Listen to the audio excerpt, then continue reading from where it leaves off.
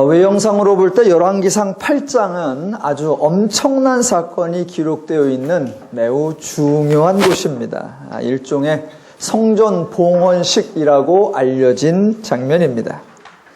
내용을 아주 간략히 요약해보면 6장과 7장에서 이스라엘 역사상 최초로 성전이 건축되었고, 드디어 8장에서 1절로 11절까지에는 여호와의 언약궤를 성전의 내소, 곧 지성소로 옮겨놓는 이야기, 그리고 12절부터 21절까지는 솔로몬의 경과 보고가 이어지고, 그 다음에 너무나 유명한 솔로몬의 기도가 22절부터 53절까지 장장 22절에 걸쳐서 나옵니다.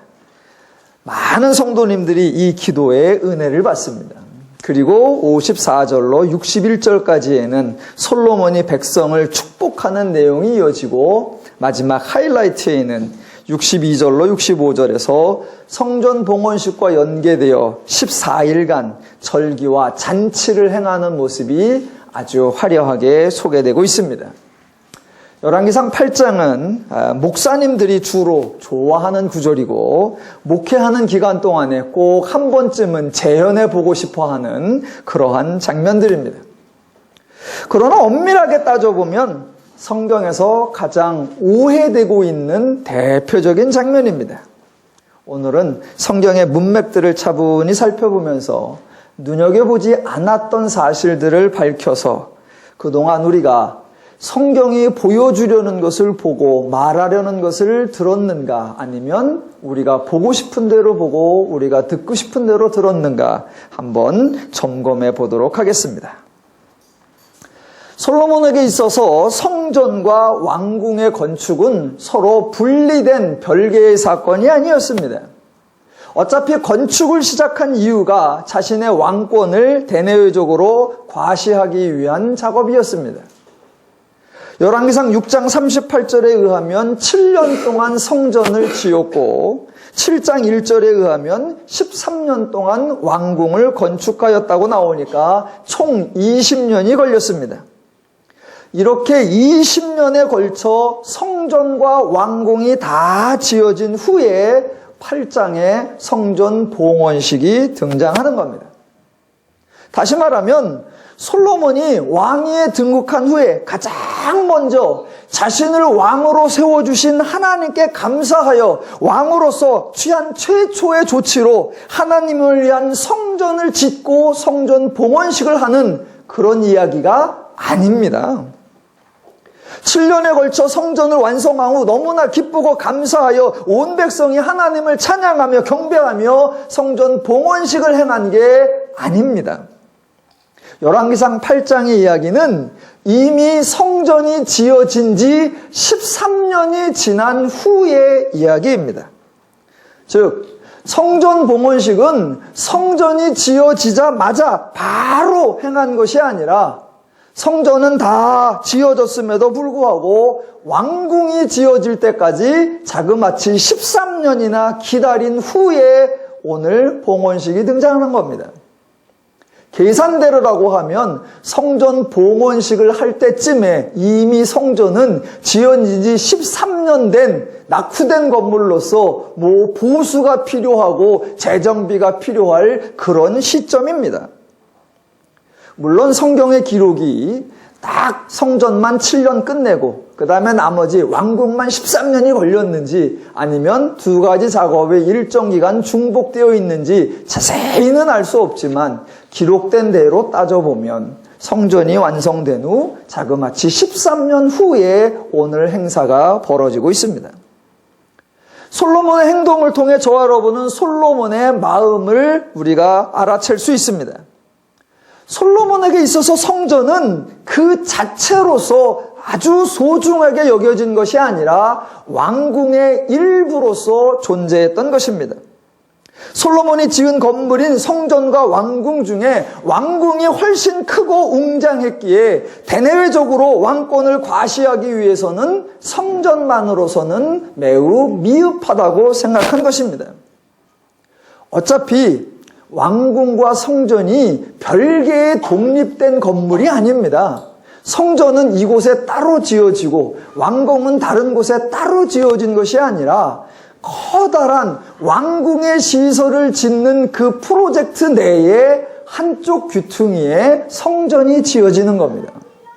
그러니 성전을 중심으로 왕궁이 지어진 것이 아니라 왕궁을 중심으로 성전이 지어졌고, 그러다 보니 왕궁 한쪽 귀퉁이에 성전이 있고 그 옆에는 솔로몬이 장가든 바로의 딸을 위한 그런 건물들도 또 여러 개 있었던 그런 상황입니다.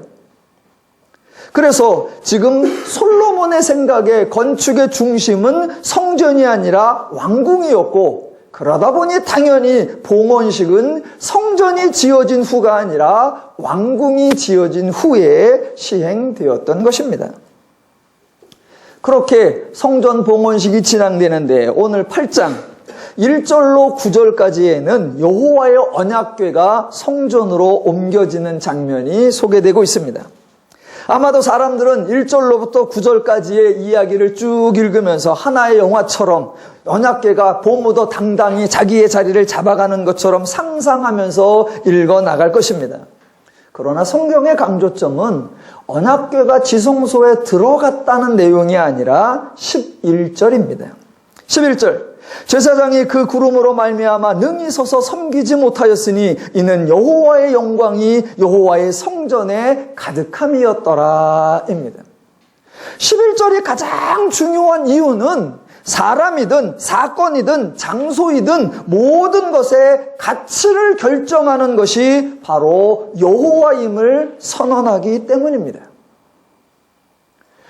여러분, 여호와 신앙에서는 어떤 사람이 워낙 탁월하고 신실하고 경건하고 충성스럽기 때문에 하나님이 그 사람을 구별하여 세우는 것이 절대로 아닙니다. 어떤 장소가 그 자체로 너무나 웅장하고 신령하고 영험스러워서 하나님이 그곳을 구별하여 특별한 곳으로 정하는 것도 절대로 아닙니다. 어떤 건물이 너무 화려하고 광대하고 귀중하고 성스럽기 때문에 하나님이 그 건물을 지정하여 거룩하다고 인정하는 것이 절대로 아닙니다. 어느 민족이 경건하고 정의롭고 신앙심이 투철해서 하나님이 특별히 선택해서 하나님의 백성이나 하나님의 민족으로 삼는 것이 절대로 아닙니다. 어떤 사건이 너무 경이롭고 신비롭고 불가사의해서 하나님이 그 사건을 이적이나 기적으로 여겨주는 것이 절대로 아닙니다. 그런 것은 세상의 방식이요 죄의 방식일 뿐입니다. 하나님은 천지를 창조하셨고 인간을 창조하셨고 하나님이 역사를 주관하셨습니다. 기독교는 하나님이 모든 걸 창조하셨고 하나님이 모든 것을 주관하신다고 선포하는 종교입니다. 그렇다면 하나님이 창조하신 세상 중에 특별히 신령한 장소란 존재하지 않으며 하나님이 지으신 인간 중에 특별히 경건한 사람이란 존재하지 않으며 하나님이 지으신 모든 것 중에 특별히 거룩한 건물이란 존재하지 않으며 특별히 성스러운 사건이란 존재한다고 생각하지 않는 종교입니다. 기독교는 세상과는 정반대로 죄의 원리와는 정반대로 하나님으로 말미암아 모든 것이 가치를 가지며 하나님으로 말미암아 그것에 의미가 생긴다라고 선포하는 종교입니다. 솔로몬이 자그마치 7년에 걸쳐 하나님을 위하여 금은보화를 동원하여 웅대한 성전을 지었기에 그 건물이 특별하고 거룩한 것이 절대로 아닙니다. 외형만으로만 따지자면 건축학적인 가치나 경제적인 가치나 세상의 모든 가치를 동원해서 비교해 본다면 성전보다는 왕궁이 훨씬 더 웅장합니다. 성전은 왕궁보다 못한 그저 어떤 건축물에 불과합니다. 지금 중요한 것은 솔로몬이 하나님을 위하여 전을 지어드렸다라는 사실이 아니라 11절에 나오는 대로 여호와의 영광이 여호와의 성전에 가득하였다라는 사실입니다. 건물이 중요한 것이 아니라 여호와가 임하셨고 여호와의 영광이 임했다라는 사실이 중요한 것입니다. 사람의 경우를 한번 예를 들어보겠습니다. 하나님께서는 사람 중에 탁월한 사람, 훌륭한 사람을 선택하신 적이 거의 없습니다. 도리어 언제나 죄인들의 생각에 도무지 가능성이 없어 보이는 사람들만 택하셨습니다. 그리고 바로 그 사람에게 여호와의 영이 임하게 하셨습니다. 그렇게 여호와의 영이 임함에 그 여호와의 영을 받은 그 사람이 저와 여러분이 알고 있는 여러 가지 일들을 시행할 수 있었습니다. 그러므로 중요한 것은 그 사람이 아니라 그에게 임한 여호와의 영입니다. 그 사람이었기에 그 일이 된 것이 아니라 여호와의 영이 임하면 아무라도 누구라도 어떤 일이라도 다 가능할 수 있는 것입니다. 그렇기 때문에 성경에는 이 세상에 지혜로운 사람, 능력 있는 사람, 준비된 사람 이런 것을 언급하는 적이 없습니다. 둘러보니 쓸만한 사람이 하나도 없다 탄식하는 경우도 없고 반대로 야 오래간만에 탁월한 인재가 나왔다라고 반가워하는 경우도 단 한 번도 없습니다. 또 여호와의 영이 임한 사람이라고 할지라도 여호와의 영이 임했으니까 지금 이 순간부터 이 사람은 구별된 사람, 탁월한 사람, 훌륭한 사람이라고 특별 대우를 해준 적도 없고 다른 사람에게 주지 않는 상이나 축복을 별도로 수여한 적도 단 한 번도 없습니다. 왜냐하면 강조점은 사람이 아니라 여호와의 영이기 때문입니다. 사람의 경우에는 인격체이기 때문에 여호와의 영이 임했다라고 표현하고 장소나 건물의 경우에는 여호와의 영이 임했다라고 하지 아니하고 여호와의 영광이 나타났다라고 성경이 표현합니다. 여호와의 영광이 나타난 경우 두 가지를 소개해 보겠습니다. 그 중에 대표적으로 첫 번째가 시내산입니다.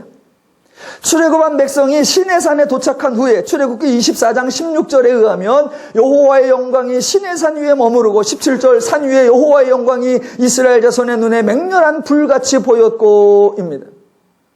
여러분, 시내산은 출애굽한 백성들이 새롭게 쌓아 올린 산이 아닙니다. 이스라엘 백성들이 여호와를 위하여 자신들의 은과 금을 바쳐서 만들어낸 산이 아닙니다. 시내산은 그냥 산입니다. 그 이전부터도 있었던 그저 평범한 산입니다. 다른 많은 산이 있는데 특별히 시내산은 여호와가 임할 만한 존귀와 가치와 의미와 신령함이 깃들어 있던 특별한 산이 전혀 아닙니다. 그냥 바위산입니다.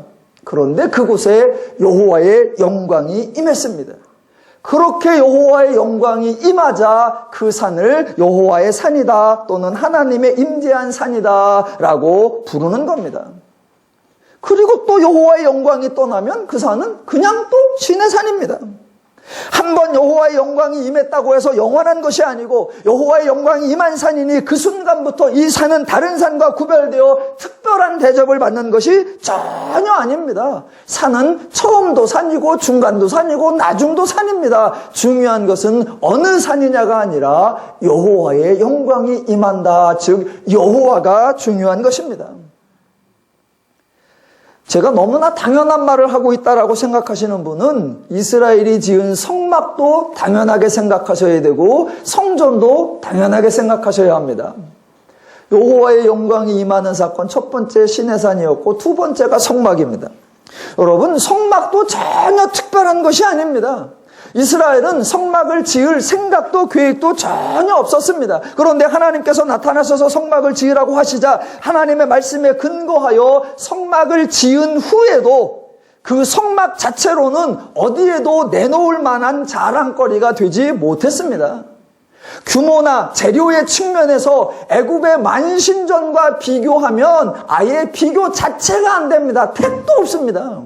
그래서 이스라엘 백성이 성막을 지었다는 소문이 났어도 주변 나라, 어느 민족도 그 성막을 구경하러 오지도 않고 놀라지도 않고 관심도 갖지 않았습니다. 왜? 택도 없는 조그마한 헝겊지푸라기니까.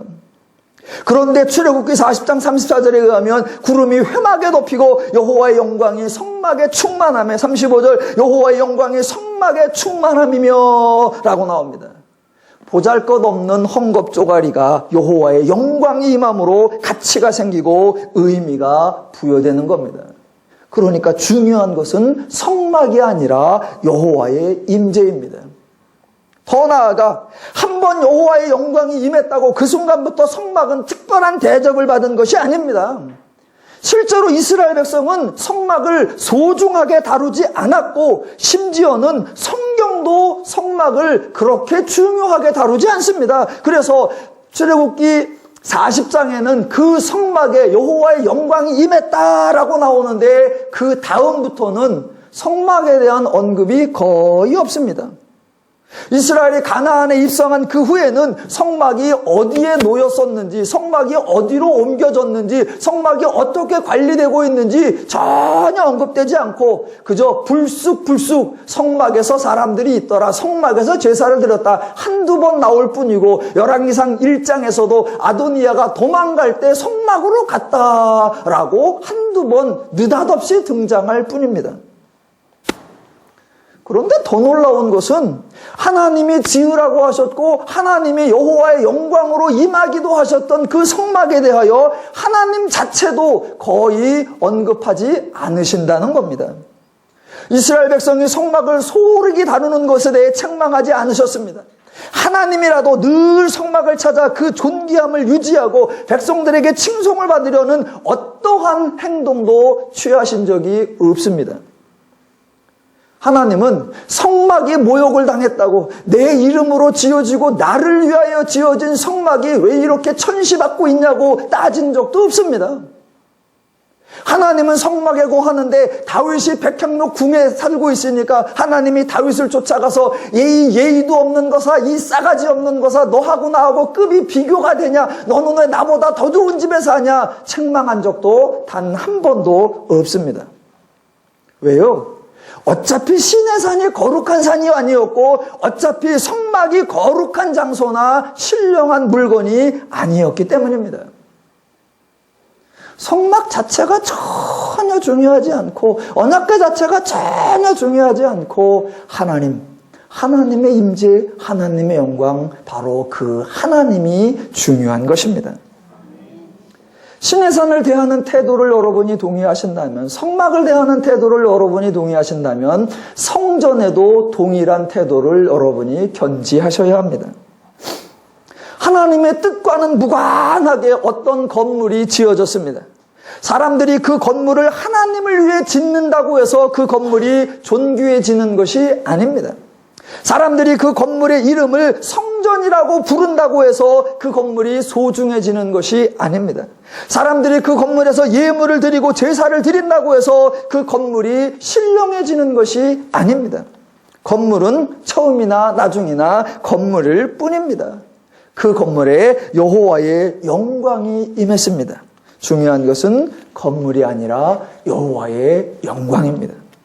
처음에는 평범한 건물이었는데 여호와의 영광이 임함에 그 순간부터 그 건물이 소중해졌느냐? 아니요. 건물은 처음이나 중간이나 나중이나 그냥 건물일 뿐이고 중요한 것은 오직 하나 여호와 또는 여호와의 임재 또는 여호와의 영광인 것입니다. 사람들이 성전이다, 와 대단하다, 성전이다, 와 위대하다. 아니요. 저와 여러분은 이제 몇 주 후부터 그 사람들이 소중하게 여겼던 그 건물이 얼마나 의미가 없는지, 그 건물이 이스라엘 백성들의 삶에 얼마나 영향력이 없는지, 성전이 어떻게 대접받고 있으며 성전을 지은 사람들이 어떻게 다루어가고 있는지 열왕기상 후반부부터 아마 확인할 수 있을 겁니다. 하나님께서 별 의미를 부여하지 않는 사건에 사람들은 엄청난 의미를 부여하고 있습니다. 모두 성경을 오해하고 하나님의 뜻과는 무관한 이상한 신앙생활을 하고 있는 것 같습니다. 그렇게 여호와의 언약궤가 지성소에 들어갈 때에 성경은 여호와의 영광이 임했다라는 사실을 강조하고 이제 8장 12절부터 21절까지는 솔로몬의 연설이 등장합니다. 부탁드리기는 솔로몬 왕의 감언이설에 절대로 속아 넘어가지 마시기 바랍니다. 제가 다 읽지는 않겠습니다만 12절부터 21절까지 읽어보면 얼마나 구구절절이 은혜가 되는지, 그런데 과연 그런지 제가 솔로몬이 연설을 통해서 하나님의 뜻과 하나님의 사역을 어떻게 왜곡하는지 두 가지만 지적해 드리겠습니다. 첫 번째는 8장 12절로 13절입니다. 그때 솔로몬이 이르되 여호와께서 캄캄한 데 계시겠다 말씀하셨사오나 내가 주를 위하여 계실 성전을 건축하였사오니 주께서 영원히 계실 처소로소이다 하고입니다. 사람들이 신앙에서 가장 실수하는 게 바로 이겁니다. 즉 하나님의 뜻을 이기는 것을 자기가 잘한 줄로 착각한다라는 겁니다. 마치 자기가 하나님을 더 잘 알고 자기가 하나님을 더 위할 줄로 생각하는 거, 그게 신앙 왜곡의 절정입니다. 솔로몬이 자기 입으로 말한 것처럼 하나님께서는 캄캄한 데 계시겠다라고 말씀하셨습니다. 또 다윗이 성전을 계획할 때 하나님은 분명하게 사무엘하 7장 5절에서 말씀하셨습니다. 내가 나를 위하여 내가 살 집을 건축하겠느냐? 내가 이스라엘 자손을 애굽에서 인도하였는 날부터 오늘까지 집에 살지 아니하고 장막과 성막 안에서 다녔나니 이스라엘 자손과 더불어 다니는 모든 곳에서 내가 내 백성 이스라엘을 먹이라고 명령한 이스라엘 어느 지파들 가운데 하나에게 내가 말하기를 너희가 어찌하여 나를 위하여 백향목을 집을 짓지 아니하였느냐라고 말하였느냐? 예, 하나님은 그런 적이 없다는 겁니다. 캄캄한 데 계시겠다라고 말하셨고 나를 위하여 집을 지어라라고 하신 적이 없다. 분명히 하나님의 뜻을 밝히셨습니다. 그렇게 하나님의 뜻을 밝히셨으면 인간이 할 수 있는 최고의 일은 하나님의 뜻을 따르는 겁니다. 왜? 하나님이 언제나 옳고 하나님의 뜻은 언제나 인간에게 좋기 때문입니다. 그런데 솔로몬은 하나님 말씀을 들었고 하나님의 의도를 알았음에도 불구하고 바득바득 우겨서 기어코 건물을 짓고 맙니다. 그리고 나서는 자화자찬에 빠져서 말하기를 하나님은 이렇게 말씀하셨으나 내가 주를 위하여 계실 성전을 건축하였다라고 하는 겁니다.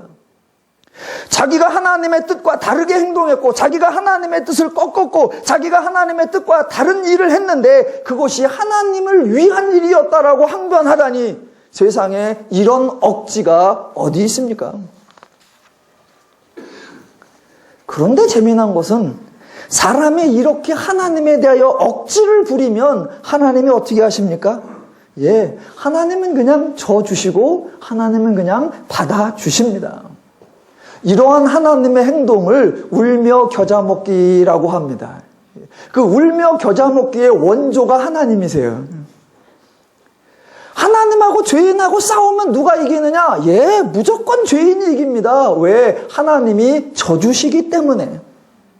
그런데 하나님이 져주신 걸 가지고 자기가 이겼다고 자랑하면 안 되고, 하나님이 져주신 것을 하나님이 인정해 주셨다고 우겨대면 그건 정말 안 됩니다. 하나님이 분명히 성전과 나는 무관하고 성전을 내가 기대하지 않고 나를 위해 집을 짓는 걸 원하지 않는다 밝히셨어요. 그런데 솔로몬이 바닥바닥 우겨서 짓습니다.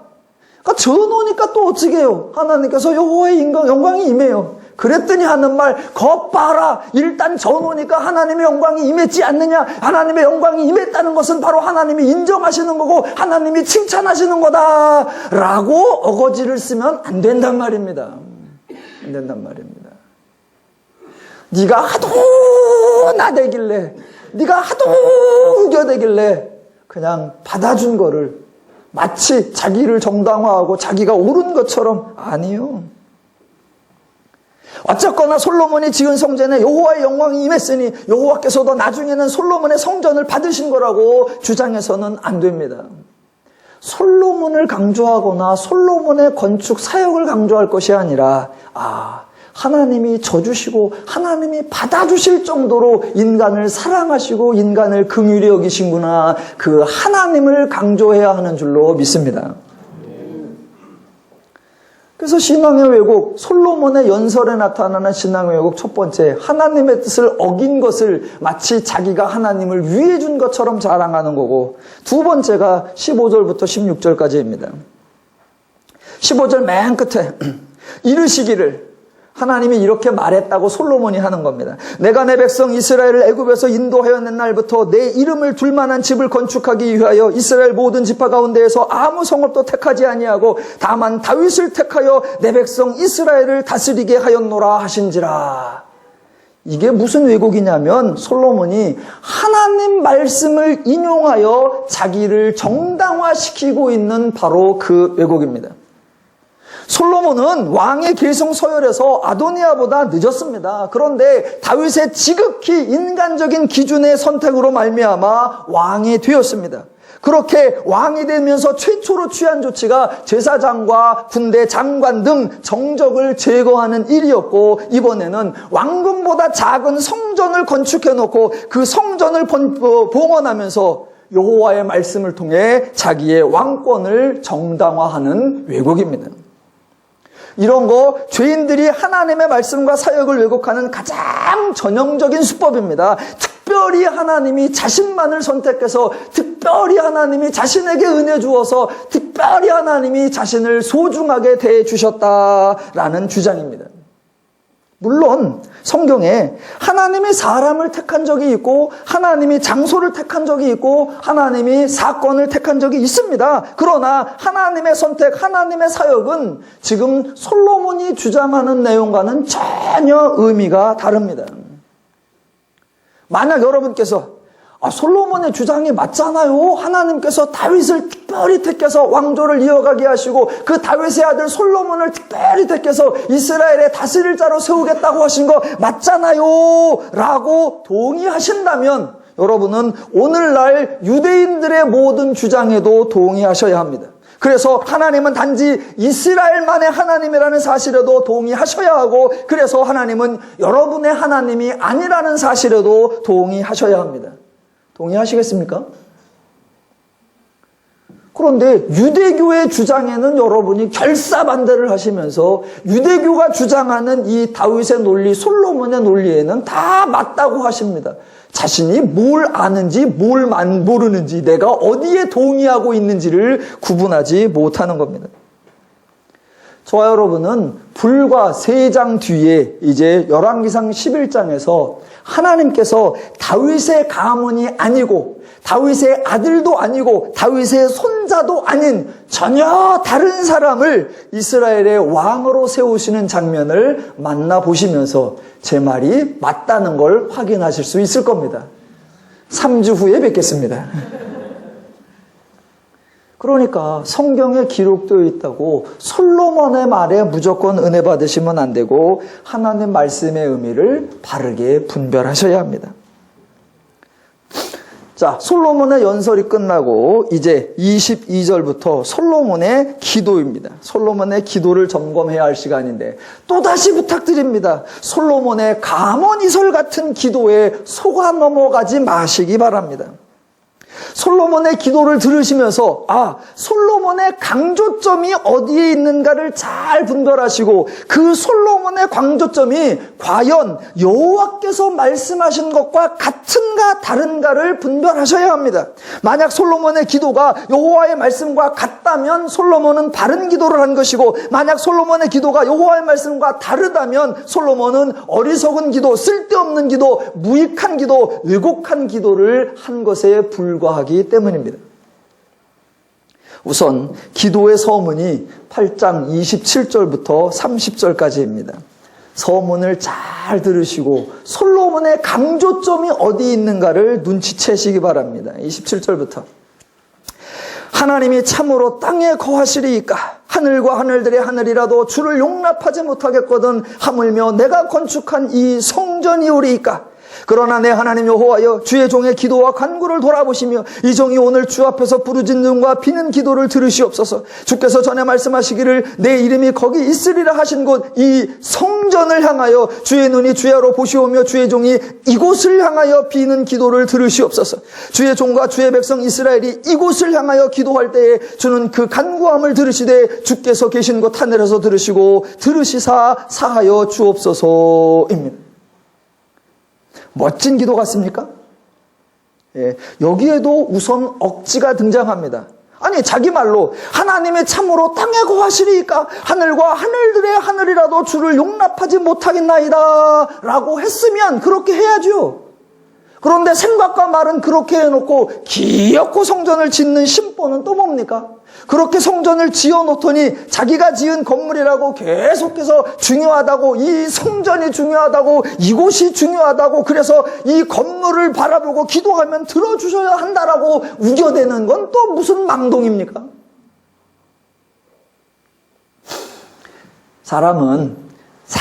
모든 사람은 자기가 행한 일을 강조하거나 자랑하게 되어 있고, 또 모든 사람은 어떤 사람이 행한 일들에 감동받기 마련입니다. 그런데 그것은 사람들에 관한 이야기이지 기독교 신앙, 하나님과 믿음에 관계된 것하고는 전혀 다릅니다. 솔로몬이 성전을 짓더니 이제부터 무슨 얘기만 하냐? 입만 열면 성전 얘기, 입만 열면 성전 얘기, 입만 열면 성전 얘기. 왜? 자기가 지었으니까 자기가 그 성전의 의미를 붙잡아야 되고 그 가치를 존중시켜야 된단 말입니다. 그래서 이제 솔로몬의 기도 중에 27절부터 이제 56절까지 쭉 기도가 나오는데, 자, 7가지 기도가 나옵니다.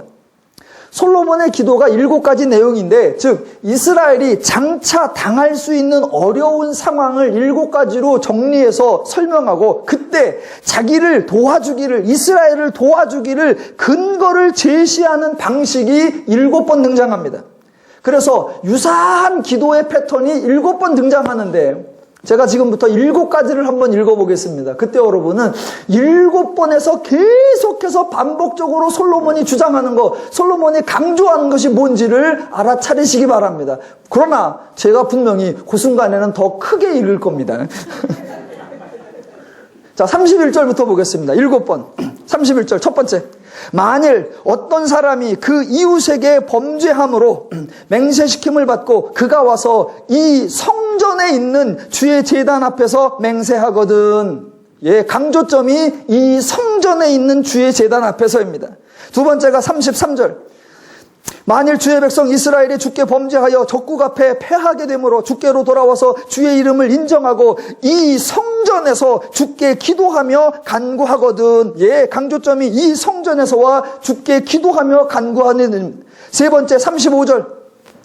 만일 그들이 주께 범죄함으로 말미암아 하늘이 닫히고 비가 없어서 주께 벌을 받을 때에 이곳을 향하여 기도하며 주의 이름을 떠나 찬양하고 그들의 죄에서 떠나거든입니다. 여기서도 강조점이 이곳을 향하여 기도하거든입니다. 네 번째 37절. 만일 이 땅에서 기근이나 전염병이 있거나 곡식이 시들거나 깐부기가 나거나 메뚜기나 황충이 나거나 적국이 와서 성읍을 에워싸거나 무슨 재앙이나 무슨 질병이 있든지 막론하고 한 사람이나 혹 주의 백성 온 백성 이스라엘이 다 각각 자기의 마음의 재앙을 깨닫고 이 성전을 향하여 손을 펴고 무슨 기도나 간구를 하거든. 여기서도 강조가 성전과 기도입니다. 다섯 번째 41절. 또 주의 백성 이스라엘에 속하지 아니한 자 곧 주의 이름을 위하여 먼 지방에서 온 이방일지라도 그들이 주의 크신 이름과 그의 능한 손과 주의 펴신팔의 소문을 듣고 와서 이 성전을 향하여 기도하거든. 또 강조점이 성전과 기도입니다. 여섯 번째 44절. 주의 백성이 그들의 적국과 더불어 싸우고자 하여 주께서 보내신 길로 나갈 때에 그들이 주께서 택하신 성읍과 내가 주의 이름을 위하여 건축한 성전이 있는 쪽을 향하여 여호와께 기도하거든. 또 지가 진 성전과 기도입니다. 일곱 번째 46절. 범죄하지 아니하는 사람이 없사오니 그들이 주께 범죄함으로 주께서 그들에게 진노하사 그들을 적국에게 넘기심에 적국이 그들을 사로잡아 원근을 막론하고 적국의 땅으로 잡혀갈 때에 쭉 내려가서 48절. 자기를 사로잡아간 적국의 땅에서 온 마음과 온 뜻으로 주께 돌아와서 주께서 그들의 조상들에게 주신 땅 곧 주께서 택하신 성읍과 내가 주의 이름을 위하여 건축한 성전 있는 쪽을 향하여 주께 기도하거든. 예, 또 강조점이 내가 주의 이름을 위하여 건축한 성전과 기도하거든 입니다. 솔로몬은 계속하여 뭐를 강조하느냐? 내가 주를 위하여 지은 이 성전과 다른 데를 보면서 기도하면 안 되고 이 성전을 향하여 기도하거든입니다. 그러니까 이스라엘이 당할 수 있는 여러 적국이나 질병이나 가난이나 여러 가지 경우를 다 설명하고 그때마다 하나님께서 들어주시고 하나님께서 응답하실 수 있는 조건, 성전을 향하여 기도하거든. 그렇게 기도하거든 주는 계신 곳 하늘에서 들으사 주의 백성을 돌아보소서라는 겁니다. 얼핏 들으면 구구절절 너무나 간절하고 너무나 신앙적인 것처럼 보입니다. 온전히 하나님을 의지하고 모든 것을 하나님께 구하는 듯한 매우 신실한 모습처럼 보입니다. 피날레를 하나 멋있게 찍습니다. 51절. 기도의 마지막에 하나님과 이스라엘 관계를 천명하는데 너무나 감동적입니다. 한번 들어보십시오. 51절 이하. 그들은 주께서 철풀무 같은 애굽에서 인도하여 내신 주의 백성 주의 소유가 되매니이다. 원하건대 주는 눈을 들어 종의 간구함과 주의 백성 이스라엘의 간구함을 보시고 주께 부르짖는 대로 들으시옵소서. 주 여호와여, 주께서 우리 조상을 애굽에서 인도하여 내실 때에 주의 종 모세를 통하여 말씀하신 같이 주께서 세상 만민 가운데서 그들을 구별하여 주의 기업으로 삼으셨나이다. 그렇게 기업으로 삼으신 당신의 백성들이니까 그 백성들이 내가 지은 성전을 향하여 기도하거든 응답하여 주옵소서 라는 겁니다. 막 아멘 하고 싶죠? 지금 저만 없으면 아멘 아멘 아멘 7번 했겠죠? 솔로몬은 자신이 성전을 지었기에 어떻게든 성전의 의미를 부각시켜야 했습니다. 그래서 계속해서 강조하는 겁니다. 내가 주를 위하여 지은 이 성전을 향하여 기도하거든. 근데 여러분이 딱 듣는 순간, 아, 성전을 향하여 기도하거든 이란 얘기를 여러 번 듣는 순간 저 중동에 있는 어떤 타종교가 머릿속에 딱 떠오르지 않습니까? 어떤 한 장소를 신령한 장소로 정해놓고 모든 기도를 할 때는 그쪽을 향하여 자세를 잡고 그곳을 향하여 기도해야만 하고, 그곳은 워낙 신령한 곳이기에 신도들은 1년에 한 번, 최소한 평생에 한 번씩은 그곳에 순례해야 된다라고 규정하는 어느 종교와 똑같지요? 그러니까 지금 솔로몬은 하나님의 방식을 말한 것이 아니라 하나님 방식과 달랐고 절대로 쉬운 방식이 아니었습니다. 그래서 열왕기상 8장은 우리에게 좋은 성전 봉헌의 모습을 보여주거나 아름다운 믿음의 기도의 신앙의 모습을 보여주는 것이 아니라 하나님의 신앙, 여호와 신앙을 어떻게 왜곡시키고 어떻게 변질시켰는가 그 실체를 보여주고 있습니다. 솔로몬이 성전 지은 것을 나쁘다고 말하는 것이 아니라, 솔로몬이 기도를 강조하는 것을 나쁘다고 말하는 것이 아니라, 솔로몬의 이러한 행동이 하나님의 뜻을 왜곡하는 것이며, 하나님의 뜻을 왜곡하면 인간에게 절대로 좋을 리가 없다는 것을 설명드리는 중입니다. 왜요? 하나님은 가장 인간을 위해 주시는 분이며, 이미 하나님은 인간이 어려운 일을 당할 때 어떻게 행동해야 할지 다 알려주셨기 때문입니다. 인간이 어려운 일을 당할 때 어떻게 해야 될지 전혀 모르고 있을 때에 솔로몬이 기도라고 하는 위대한 방법을 백성들에게 보여주고 있는 것이 아니라, 아니요, 하나님은 이미 모든 걸 다 알려주셨는데 솔로몬은 하나님이 알려주신 것은 일체 언급하지 않고 타종교, 죄종교, 이방 종교의 방식을 동원해서 지금 엉뚱한 얘기를 하고 있습니다. 그래서 하나님이 하신 말씀과 전혀 다른 얘기, 하나님이 주신 뜻과 전혀 다른 뜻을 말하고 있기에 지금 솔로몬의 행동은 전부 다 쓸데없는 행동이고 무익한 행동에 불과한 겁니다. 아, 이랬든 저랬든 솔로몬이 그래도 하나님을 위하려고 했던 거 아니냐라고 말해서는 절대로 안 됩니다. 솔로몬을 부각하는 것이 나쁜 것이 아니라 마치 하나님이 아무것도 알려주지 않는 것처럼 여기는 거, 그게 바로 나쁜 겁니다.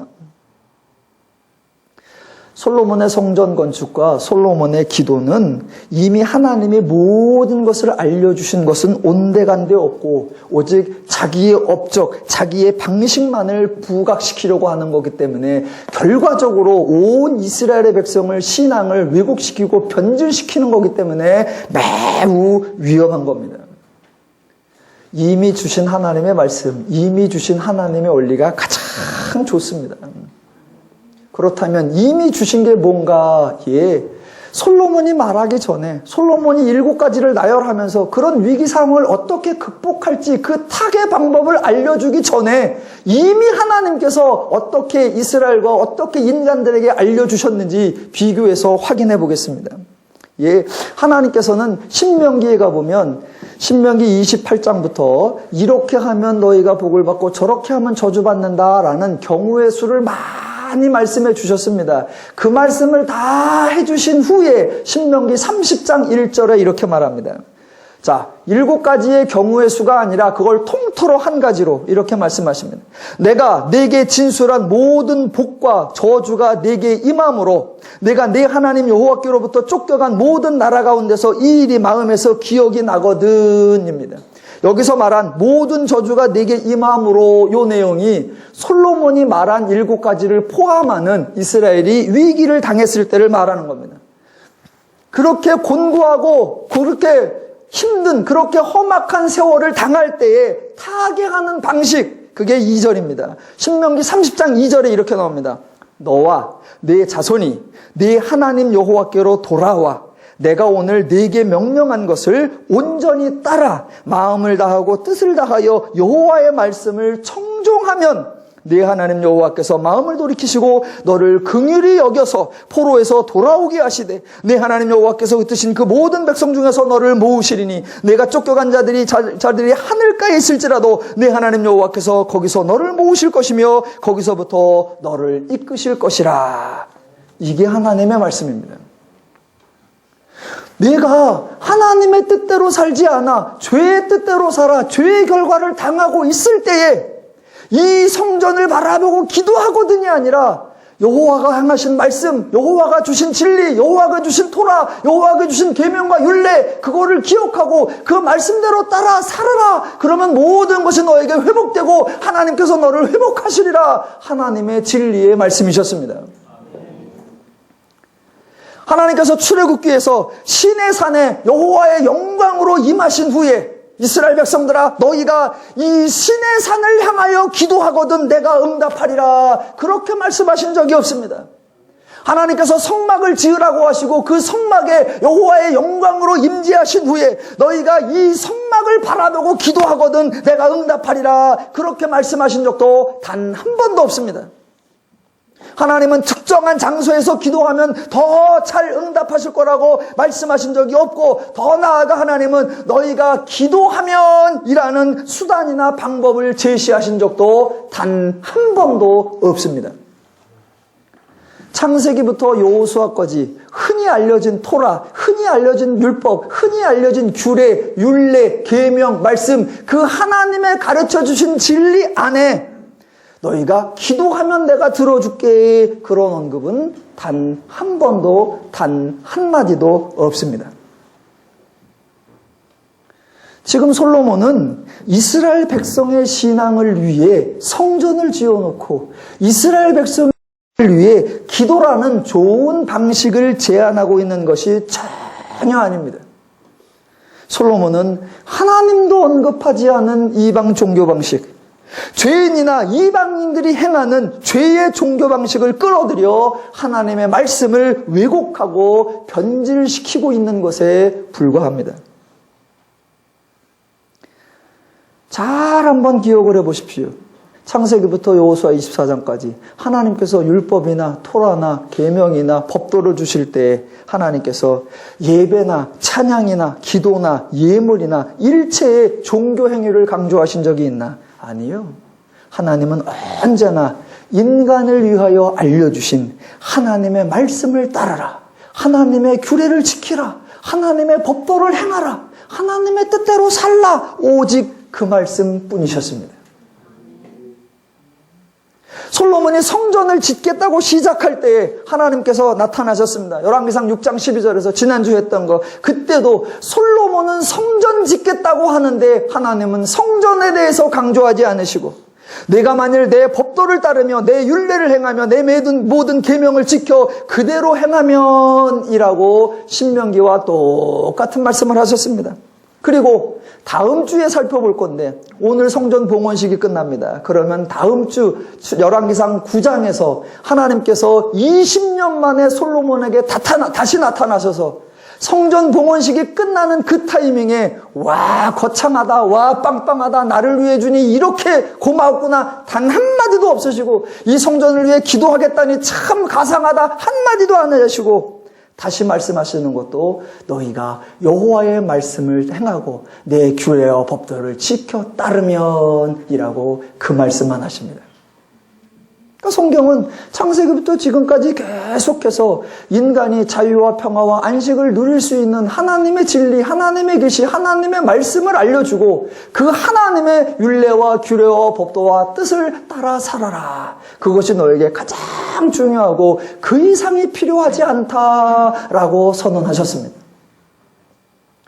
하나님이 신명기에서 그렇게 내 율례와 법도와 계명을 따라 행하라 라고 하시고 나서 하나 플러스 첨가하신 게 뭐냐? 신명기 30장 11절에 이렇게 말씀하십니다. 내가 오늘 네게 명령한 이 명령은 네게 어려운 것도 아니요 먼 것도 아니라. 하나님 말씀이 가장 쉬운 줄로 믿습니다.